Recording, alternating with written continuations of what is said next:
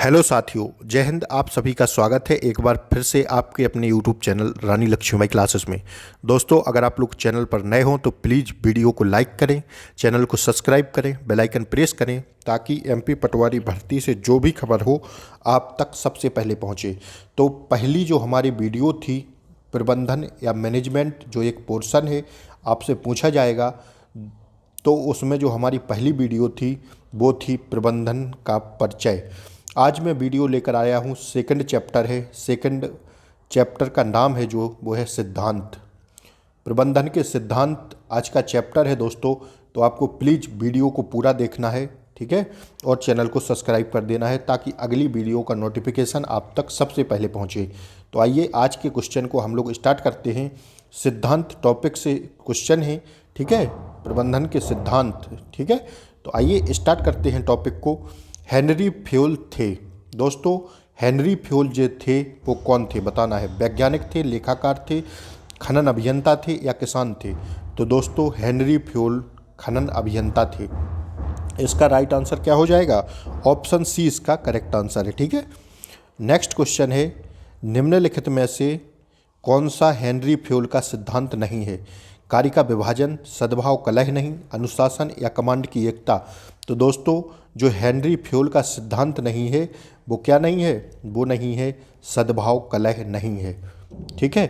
कार्य का विभाजन जो है वो हेनरी फ्योल का सिद्धांत है, अनुशासन भी है, कमांड की एकता भी है, सद्भाव कलह जो नहीं है वो हेनरी फ्योल का सिद्धांत नहीं है। तो इसका करेक्ट आंसर क्या हो जाएगा? Option B. नेक्स्ट क्वेश्चन है, प्रबंधन के सिद्धांत निम्नलिखित के लिए सामान्य दिशा निर्देश के रूप में कार्य करते हैं। वो कौन से प्रबंधन के सिद्धांत हैं जो सामान्य दिशा निर्देश के रूप में कार्य करते हैं? तो दोस्तों वो कौन सा नियम है? वो है प्रबंधकीय कार्यवाही और निर्णय लेना, दोनों ही जो हैं वो प्रबंधन के सामान्य दिशा निर्देश के रूप में कार्य करते हैं। तो इसका करेक्ट आंसर ऑप्शन सी हो जाएगा, ठीक है। नेक्स्ट क्वेश्चन आपसे पूछा है वीडियो में, देखिए। हेनरी फ्योल के रूप में जाना जाता है, किसको जाना जाता है? हेनरी फ्योल कौन थे, मतलब किसके रूप में इन्हें जाना जाता है?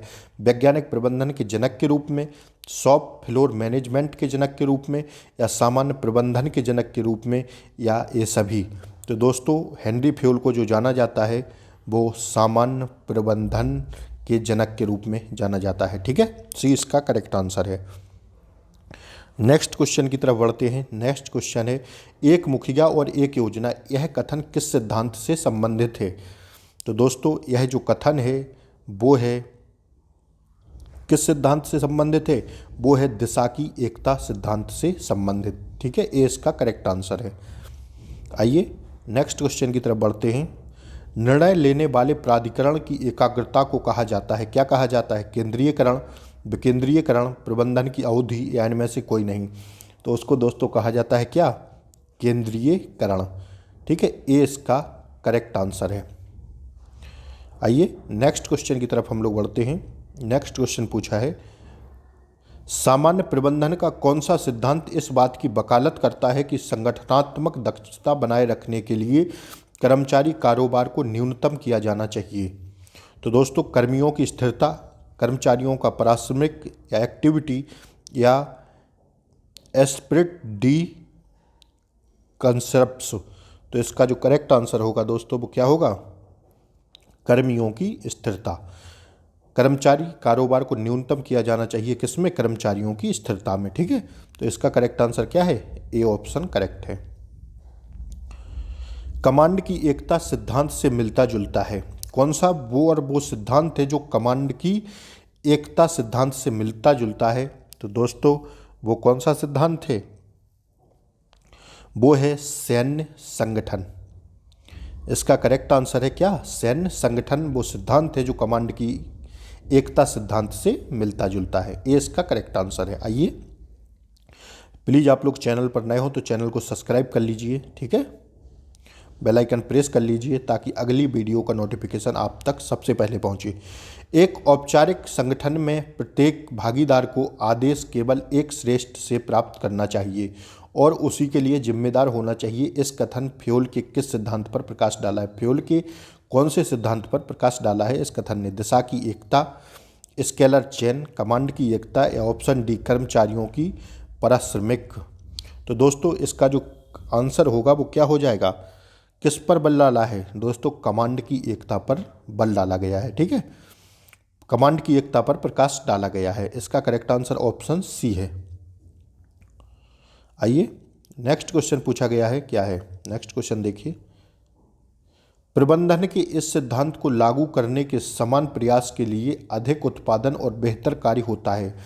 सामान्य प्रबंधन से संबंधित सिद्धांत को पहचानें। क्या होता है, अनुशासन, समानता, कार्य का विभाजन या आदेश। तो दोस्तों इसका राइट आंसर क्या है, कार्य का विभाजन। ठीक है, कार्य का विभाजन प्रबंधन के एक सिद्धांत को लागू करने के समान प्रयास के लिए अधिक उत्पादन और बेहतर कार्य होता है। कौन, कार्य का विभाजन। समान प्रबंधन से संबंधित सिद्धांत को पहचानना था, तो इसका करेक्ट आंसर क्या है, ऑप्शन सी इसका करेक्ट आंसर है। ठीक है, आइए नेक्स्ट क्वेश्चन की तरफ हम लोग बढ़ते हैं। एक संगठन को प्रबंधकीय शक्ति के दुरुपयोग से बचाना चाहिए, लेकिन साथ ही साथ एक प्रबंधक के पास अपनी जिम्मेदारी निभाने के लिए आवश्यक अधिकार होना चाहिए। दिए गए इस कथन में वर्णित प्रबंधन के सिद्धांत का नाम बताइए। तो दोस्तों दिए गए कथन में जो प्रबंधक के कथन का जो नाम है वर्णित है वो कौन सा है, अनुशासन है, प्राधिकरण और जिम्मेदारी है कि कमांड की एकता है। तो दोस्तों वो जो कथन है वो है प्राधिकरण और जिम्मेदारी, इसका करेक्ट आंसर है। ठीक है, बी इसका करेक्ट आंसर था। आइए पूछा गया है, हेनरी फ्योल ने सर्वप्रथम अपने विचार कब प्रस्तुत किए। दोस्तों हेनरी फ्योल ने अपने विचार जो है सन 1900 में प्रस्तुत किए। ठीक है, सन 1900 इसका करेक्ट आंसर है और आप लोग स्टार लगा लीजिए इस क्वेश्चन पर। ठीक है, 5 स्टार लगा लीजिए, पूछा जाएगा आपसे। ठीक है, सन 1900 नोट करके इस क्वेश्चन को लिख लीजिए। हेनरी फ्योल ने सर्वप्रथम अपने विचार कब प्रस्तुत किए, सन 1900 में। ठीक है, आइए नेक्स्ट क्वेश्चन देखते हैं। नौकरशाही दृष्टिकोण सामान्यतः कहाँ देखने को मिलता है। दोस्तों जो नौकरशाही दृष्टिकोण होता है वो सामान्यतः कहाँ देखने को मिलता है, तो दोस्तों वो अक्सर मिलता है सरकारी संस्था में देखने को मिलता है नौकरशाही दृष्टिकोण। ठीक है, 20 का करेक्ट आंसर हो जाएगा। आइए नेक्स्ट क्वेश्चन देखते हैं। प्रबंधकीय विचारधारा में हेनरी फ्योल का योगदान है। जो प्रबंधकीय विचारधारा है उसमें हेनरी फ्योल का योगदान क्या क्या है, तो प्रबंध की सार्वभौमिकता भी योगदान है, औद्योगिक क्रियाओं का वर्गीकरण भी मतलब विचारधारा में हेनरी फ्योल का योगदान है, प्रबंध की संपूर्ण विचारधारा का उल्लेख किया है, ये भी योगदान है। तो इसका करेक्ट आंसर क्या हो जाएगा, ऑप्शन द मतलब D is the correct answer, उपर्युक्त सभी। ठीक है, आइए नेक्स्ट क्वेश्चन को देखते हैं। प्रबंधकीय क्रियाएं हैं। दोस्तों प्रबंधकीय जो क्रियाएं हैं वो नियोजन भी हैं और संगठन भी है, तो इसका करेक्ट आंसर क्या हो जाएगा, ऑप्शन सी इसका करेक्ट आंसर है। ठीक है, आइए साथियों आप लोग चैनल पर नए हों तो चैनल को सब्सक्राइब कर लें अगली वीडियो को सबसे पहले देखने के लिए। निम्नलिखित में से हेनरी फ्योल के कार्यों की आलोचना है।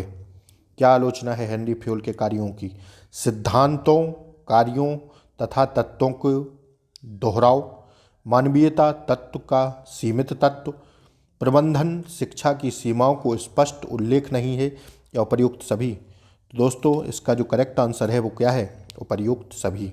निम्नलिखित में से हेनरी फ्योल के कार्यों की आलोचना है, तो सिद्धांत कार्यों के तत्वों का दोहराव भी आलोचना है, मानवीयता तत्व की सीमित तत्व भी आलोचना है, और प्रबंध शिक्षा की सीमाओं को स्पष्ट उल्लेख नहीं, ये भी आलोचना है। तो इसका करेक्ट आंसर क्या हो जाएगा दोस्तों, ऑप्शन डी इसका करेक्ट आंसर है। ठीक है, आइए मैक्स वेबर को श्रेष्ठ रूप से जाना जाता है। मैक्स वेबर को श्रेष्ठ रूप में जाना जाता है, किसके रूप में जाना जाता है दोस्तों, नौकरशाही प्रबंध के लिए। जो मैक्स वेबर थे उनको नौकरशाही प्रबंध के लिए श्रेष्ठ रूप में जाना जाता है। इसका correct answer C is the correct answer है। नेक्स्ट क्वेश्चन है, व्यवसायियों को लाभ प्राप्त है कुशल नियंत्रण से, उत्पादन में वृद्धि से, कम मूल्य से या राष्ट्रीय उत्पादन में वृद्धि से। तो इसका करेक्ट आंसर दोस्तों जो है वो क्या है, वो ऑप्शन ए इसका करेक्ट आंसर है, कुशल नियंत्रण से। व्यवसायियों को कुशल नियंत्रण से प्राप्त लाभ है क्या, कुशल नियंत्रण, इसका करेक्ट आंसर है।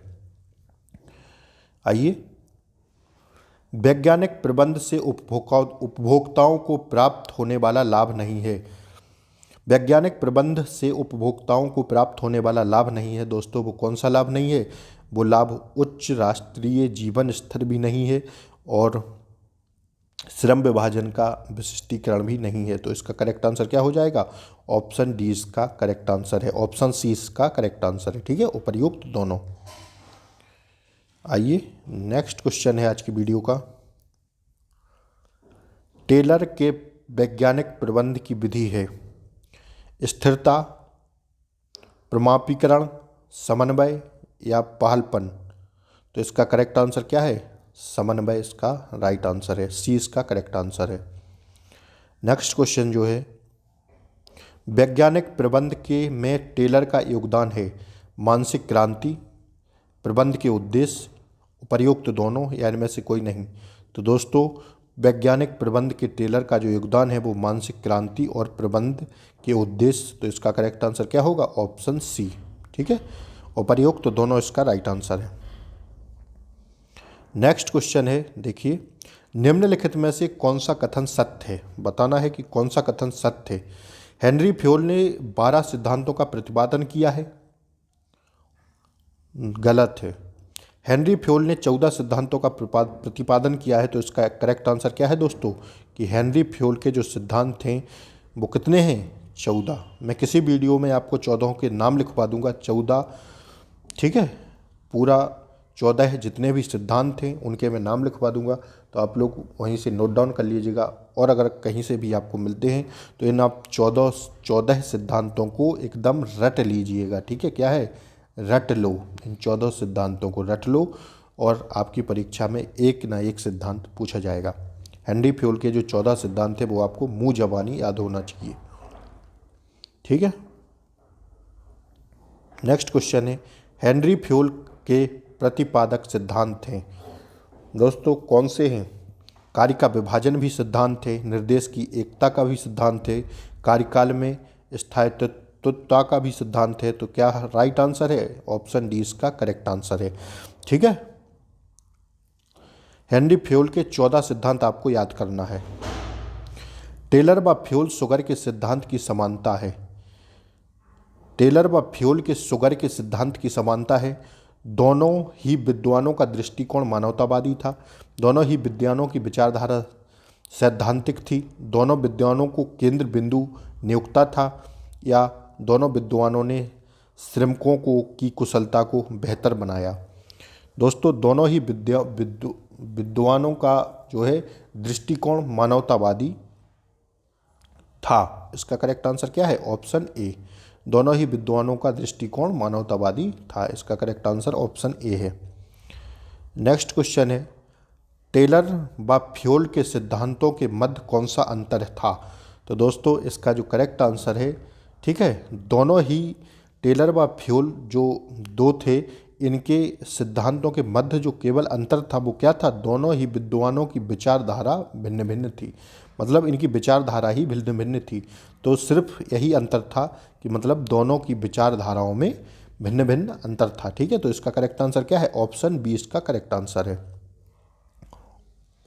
नेक्स्ट क्वेश्चन है, मानवीय संबंध प्रबंध के जन्मदाता के रूप में कौन जाना जाता है। तो दोस्तों कौन जाना चाहता है, जॉर्ज एल्टन मियो, इसका राइट आंसर है ऑप्शन ए। मानवीय संबंध प्रबंध के जन्मदाता के रूप में जॉर्ज एल्टन मियो को जाना जाता है, ए इसका करेक्ट आंसर है। ठीक है,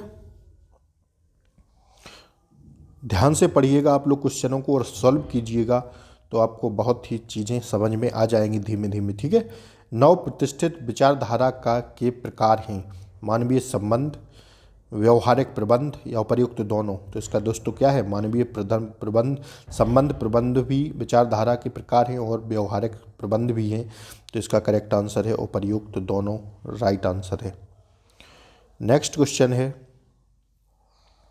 संयोग की विचारधारा को डैश डैश डैश विचारधारा भी कहा जाता है। संयोग की विचारधारा को दोस्तों क्या कहा जाता है? क्या कहा जाता है दोस्तों? आकस्मिकता। साथियों आकस्मिकता इसका करेक्ट आंसर है। ठीक है साथियों, तो इसका करेक्ट आंसर क्या है? ऑप्शन ए इसका करेक्ट आंसर है। संयोग की विचारधारा को आकस्मिकता विचारधारा भी कहा जाता है। आज की वीडियो का दोस्तों लास्ट क्वेश्चन है, और जो है आज हमने लगभग 30 क्वेश्चन आपको करा दिए हैं। तो प्लीज़ आपको चैनल को सब्सक्राइब कर लेना है, वीडियो को लाइक कर देना है और बेल आइकन प्रेस कर देना है, ताकि नेक्स्ट थर्ड वीडियो का नोटिफिकेशन आप तक सबसे पहले पहुंचे।